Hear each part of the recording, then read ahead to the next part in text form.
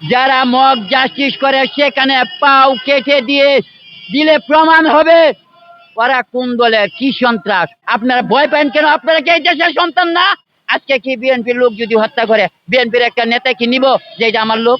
আপনারা সবাই নামেন, রাস্তায় নামেন, প্রতিহত করেন, প্রতিশোধ নেন। বসে থাকার কোনো সময় নাই।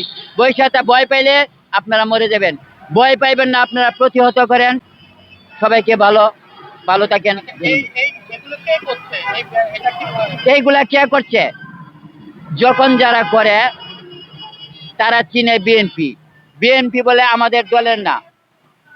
যারা মক জাস্টিস করে সেখানে পাও কেটে দিলে প্রমাণ হবে ওরা কোন দলের কি সন্ত্রাস। একমাত্র তাদেরকে এইভাবেই পরীক্ষা করতে হবে। আর না হয় আপনারা কোনো বিচার পাবেন না বাংলাদেশে। আজকে আমি দেখলাম এটা অমুক নেতাই করছে, 1 ঘন্টা পরে এটা যাবে। সেই জন্যই পায়ে রক কাটিয়ে দিতে হবে মক জাস্টিসদেরকে। আপনারা ভয় পান কেন? আপনারা কি এই দেশের সন্তান না? আপনারা এই দেশের মানুষ।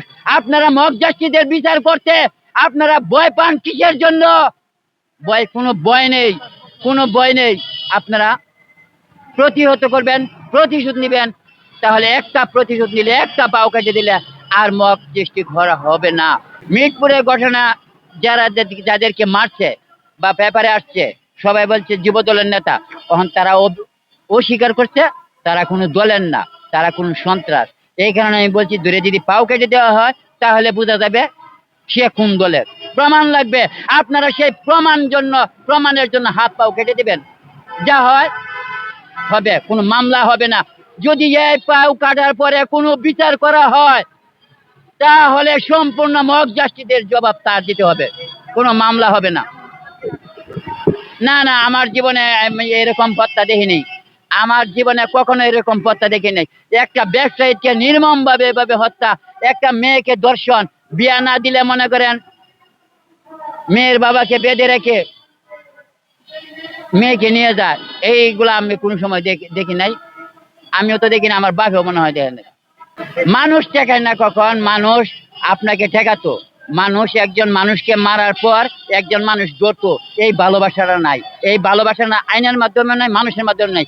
এখন মনে করেন আমার এই মুহূর্তে একজন যদি মারে, আমি যদি রাস্তায় পড়ি আরেকজন ধরলে হয়ে ফাঁসবো, হয়তো মেডিকেল নিতে হইব। পুলিশ তো যাবে না, পুলিশ গেলে পুলিশদেরকে বাহির করে দিয়ে আগে একটা মামলা তদন্ত করতো পুলিশ, এখন করে জনগণ।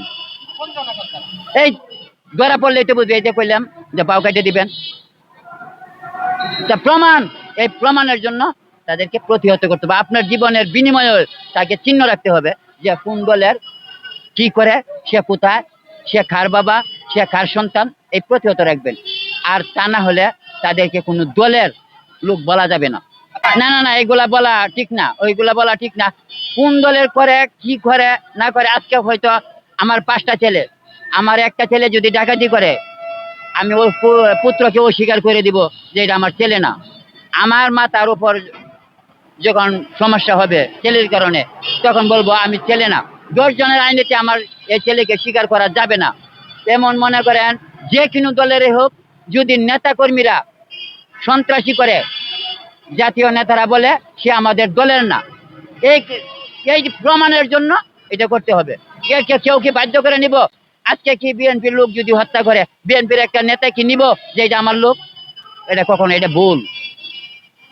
কোন দলকে উদ্দেশ্য করে কথা বলা যাবে না। এটা প্রমাণ রাখতে হইব। ওই জায়গা থেকে নিজের জীবন বাজি রেখে হইলো প্রমাণ দিতে হবে। আপনি কি করে বুঝলেন বিএনপির না আওয়ামী লীগের না জাতীয় পার্টির? এইটা বলা যাবে না, প্রমাণ রাখতে হবে।